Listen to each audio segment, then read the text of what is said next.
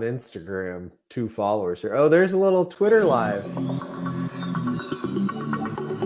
For those of you tuning in, you were seeing a prop that we stopped, so Mike can go grab the prop. I mean, this is kind of, I didn't know that something that was just getting started could already break. It's oil specific, and people have pointed that out. Hey, you know, Apple makes 20 billion or more a year in California.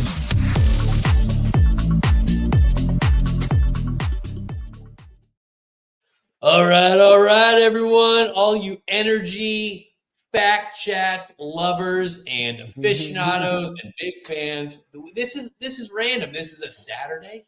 This is Saturday Central. It's 11:20 on the West Coast. Where my boy Mike Umber. Mike, it's been a long time since we've done this, but it feels like there's no time that has passed. But a lot of stuff has passed. So for everyone tuning in out there, this is Energy Facts Chats. For those that don't know about this show, this is kind of a weekly live stream that Mike and I are still trying to figure out. Whereas we kind of talk about the energy expectations, you know, the stuff that, you know, the stuff that we see in the headlines, the energy policy that's coming out, and also what that actually means. So we combat the energy expectations to meet the energy realities, and does it hold up? You can find us you can actually find all of our previous conversations actually tie into YouTube, baby. Yeah. What? Yeah, YouTube. Yeah, check us out on Energy Facts Chats on YouTube. You can see us down here. My other podcast, Energy Crew Podcast, and Mike is repping the Californians for energy and science. But hey, look, I think we probably need to kind of get like a really quick introduction, 30,000 foot view. Daryl's in the house. Of course, Daryl's in the house. He's a regular, baby. I love it. No, I loved it. You know, he hasn't gone anywhere. He was ready for you to go live. I see we've got 2 people on Instagram watching. There's probably another 1 or 2, including Daryl, watching this. And then the recordings are going to be up on YouTube, which, you know, the thing that I'm fired up when we do this, I've had several people in Kern County and in Texas say to me, hey, I was really enjoying them. And on the East Coast, when I've met them in face-to-face situations, folks have said, hey, I really enjoy those chats you do with JP. So I'm digging it. I'm stoked that we're both available today. No, you know what? And that's the thing, dude. Like these things, what's going on, Benjamin Linquist? Thanks for tuning in. These energy fact checks. Look, I really started enjoying them, and how this started. For those that don't know, kind of getting a peer behind. Look, right now it's one of those things. It's Saturday. You know, my daughter, my wife are out. Your family's out, so let's just have some conversation about energy. Nicole one talking energy. Originally, these kind of started, you know, Mike and I met because he was putting out this content, these videos about kind of, you know, he was getting in a boat and kind of the LinkedIn days, for sure. LinkedIn days, it was kind of getting a boat, showing the tankers of diesel just sitting there and polluting, and all of this was for a greener future. So you know, Mike and I were talking about kind of these expectations, these energy expectations behind these energy policies that are coming out, and what it actually means, what the realities are behind this. And it was such good conversations, and kind of about, I felt, you know, we both said we got to get this out there. So we started. And you've become a Californian follower. Yeah, you're a quasi-Californian. You dig it. Yeah, I love it. Well, the reason why I think this is so important, because, you know, you can go back and kind of catch them out before too, but like, again, I'll reiterate this for those that are just tuning in right now. California is often the leading edge, or it's definitely the canary in the cave when it comes to energy policy and what rules across the state. So California comes out with a plan to electrify all vehicles by 2035. That's happening in New Jersey. That's happening in Michigan. That's happening in a lot of different places too. A lot of states mirror what California starts talking about. Well, can I kick that into a recent experience? Just working most recently backwards, I went to Washington, D.C. with George Harmer. He's with General Production Service in Kern County, largest independent service company, doing all kinds of, you know, great work in Kern County daily. We went to DC and we went to an energy committee subcommittee hearing on the methane rule that the EPA is rolling out. And we've talked about it for a long time, and I've been outspoken at saying, hey, these glaring issues, something as simple as routine flaring, and having that just out there in the public domain that we know it's going on. You can take a video camera and see that happening in West Texas fairly easily. It's harder to see that in California because we've banned the wasteful flaring of gas since 1939. Yeah. So there, and I know there's certain regulations in place in Texas, but the EPA is talking about fining operators if they're flaring, which is going to make it really more expensive to put your leases and develop your oil and gas production, unless you get that resource on pipe or you're using it on location or using it just in general. So I think you were smart in jumping on the California bandwagon early and following this, because this is already, it's here. And now people, I don't feel like enough people are talking about that. I know you have buddies, Ryan Keyes and other folks that are following this specific issue way more closely than I am, just showing up at a committee hearing. But it's kind of wild. I mean, that's the most recent experience where to what you're talking about, like why we need to be talking about these things and following these subjects. And the thing, hey, I think you need to turn your phone down because I am getting an echo. You're getting a little kickback? Yeah, it's your phone. That's all right, though. But no, and that's the thing, you know, when it comes to energy policy, I mean, a lot of people are like, oh, California, take it, leave California. That doesn't come here. But again, energy policy travels. Policy doesn't know any border. And poor policy is contagious. And that's kind of what we're talking about here. Right. Yeah. I got. Is this still echoing if I put it far away? Good. It's perfect. We'll get it. Go ahead. So, okay. So anyway, again, find us on YouTube. So again, Mike, I kind of want to talk about, if you don't mind, so obviously we have a lot to catch up on, kind of what you've been up to. You're so in the zone getting the phone fixed. Well, I just don't want it to echo for you. Now that the Instagram crowd can deal with it. So you and I have been kind of taking a break from all this stuff, but I kind of want to hop in. Like, there has been a lot of movement on the So for those that don't know, the Californians for Energy and Science is kind of one of those things that I guess was kind of the origin of this. It's pretty much, you know, Mike is out there, a native San Diego and a native Californian. And if I get the details wrong, Mike, bear with me. I mean, Mike's there, you know, he's been trying to operate domestically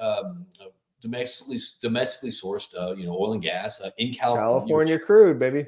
California crude, which has a large resources, and also it has very stringent environmental policy too, where extracting the hydrocarbons, you know, it leaves a very minimum environmental footprint versus sourcing it from foreign nations. Correct? Is that am I absolutely 100%? That's a good information. So these policies are coming out saying, hey, the oil production. You can't do it. The policy is basically you can't do it. Policies can't do it. There's a lot of little things that add up to that, but you can't do it. But there's all these backends because of health, because of economics, because of demographics, because public of emergency. Yes, public emergency. However, you know, the realities of that it's really kind of spurned California's Energy and Science, which is a nonprofit 501c3, which is kind of saying, hey, look, I'll tell you what, there's all this stuff coming out here. There's all these reports coming out here about air qualities or this or this. Let's do something about this. Let's show something about this. So it's kind of a conglomerate of not just people in the energy space, but also students, people getting out there and all that stuff. So we're getting big in Berkeley. We're getting big in Berkeley. Source from foreign places versus local. That's it, pretty much. That's a way to sum it up. But so now, Mike, and you can. Oh, go ahead.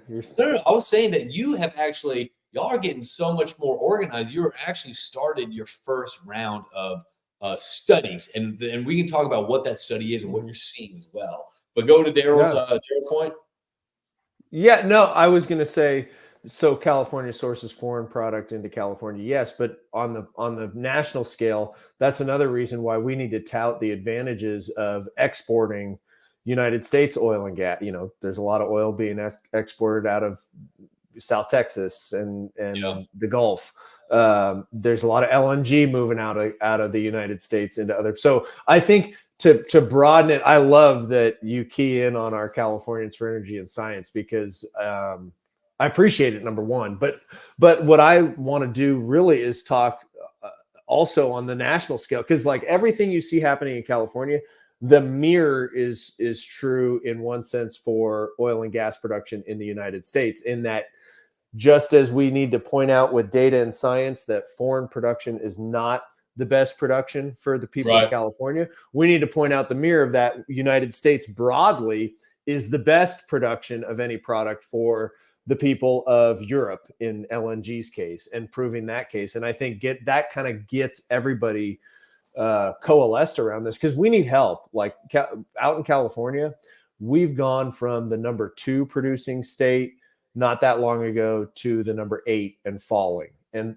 that is, just a list to some people in Sacramento and those that are phasing it out. Like, oh, that's a good thing. We're doing our job. We're shutting down fossil fuel production. But to the people that work inside of that industry, it's devastating. It's their livelihoods. It's their jobs. Listen. Okay, if I'm hearing that, Mike, I'm gonna say, well, they should just go get new jobs and all stuff. But let's bring it back a little bit more. I got an answer for that. Well, here's the deal. You're pulling back on domestic oil production. Okay. Yes, that's good. Let's do this. That's great for yes. We're charging for this green new carbon-free future and all that stuff. However, again, if you follow the show or you're just following the show, we've had episodes, we've had conversation before that it doesn't matter if you're cutting your calorie intake. Your body still needs 2,000 calories to survive. California needs a certain amount to survive, and it hasn't slowed down your production at where your calorie, where you're finding your calories, it has changed, but you're not consuming less. And that's the disconnect. The disconnect is if we're producing less domestic oil, that means we're using less. That's not true. We're using the same. We're just filling that gap in with foreign imported, dirty environmental standards oil.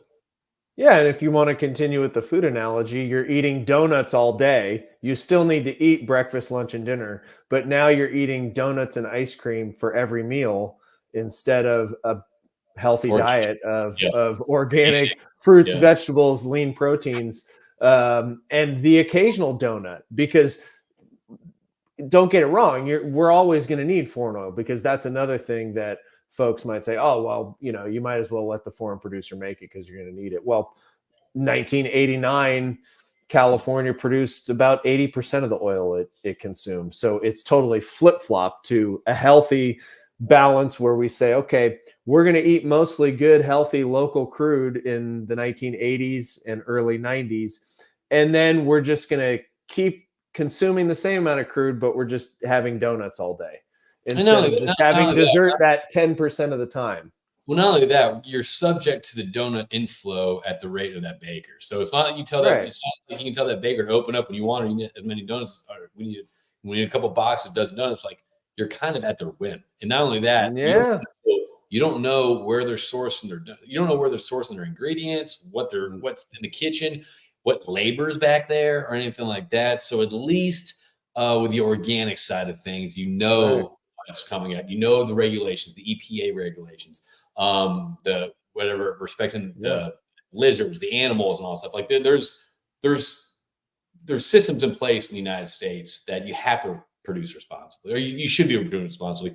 Versus where is California? Where is California primarily getting their foreign oil? Primarily.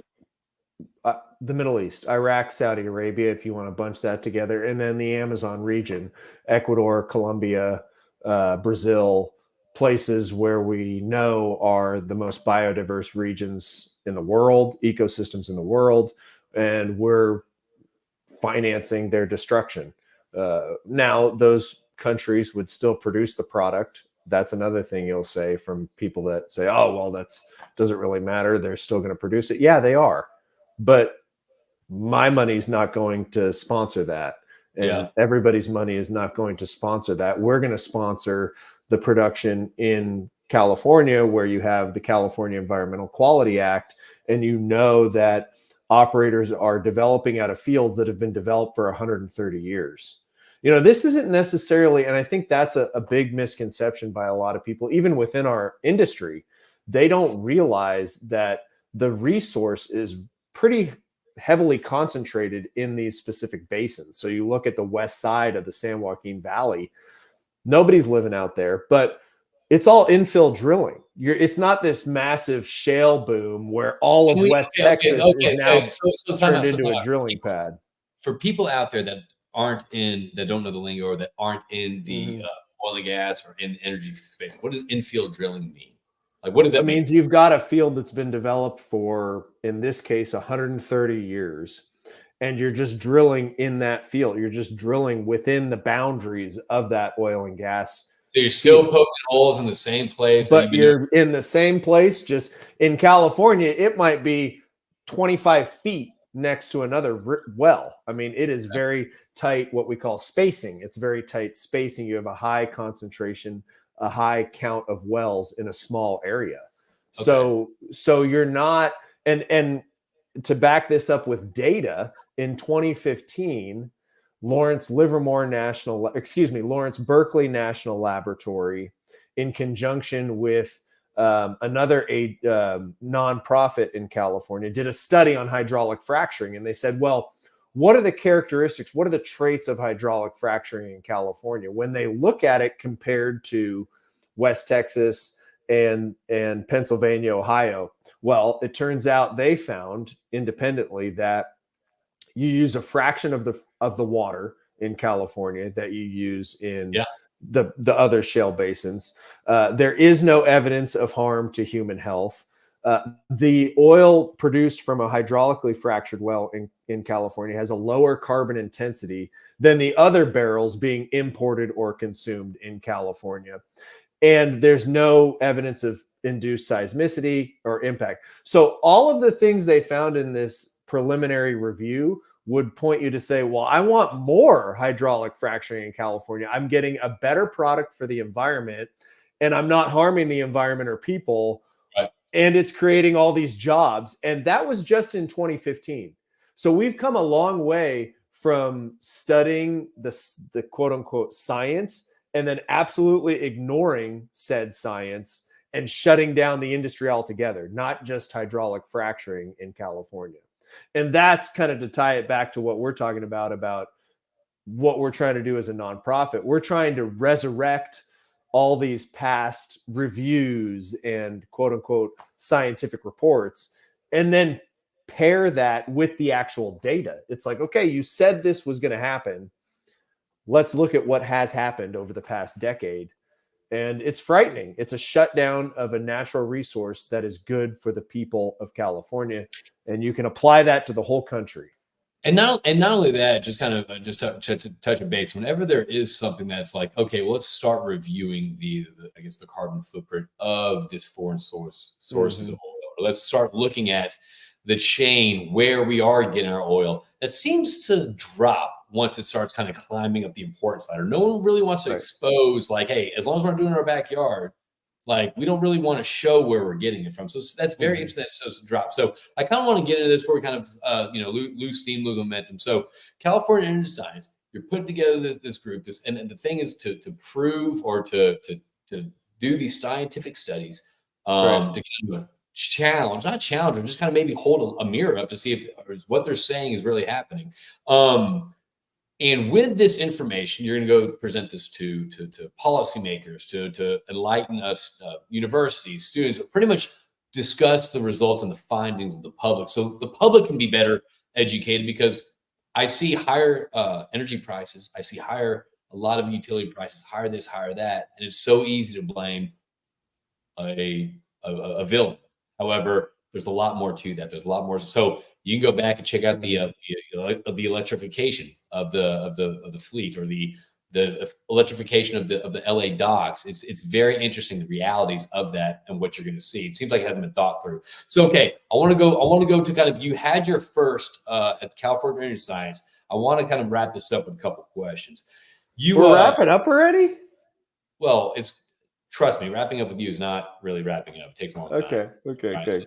Fire away. Rapid fire. Yeah, it's not really rapid fire. So I want to hear about this. So y'all chose to do a study, okay? Yep. Y'all chose to do a air monitoring study. Did I lose you? Did we freeze? Someone froze.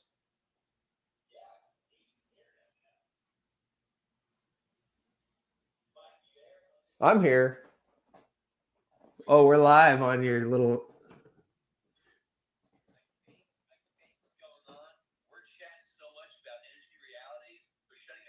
They're shutting us down. Stop. They're shutting us down. My internet, dude, my entire house went out. You're saying we're getting filtered with our 2 followers? I am saying that someone is on to us because they know that we're talking energy facts. That's what I'm saying. I hope you're recording this, then you can still post on the YouTube. And then they'll just throttle down the algos on it. Hey, buddy, we're gonna have to pick this up a little bit. But for those that are watching right now, There's only one person watching right now. It might even be me. no, there you go. It's my boy. Oh, okay, cool.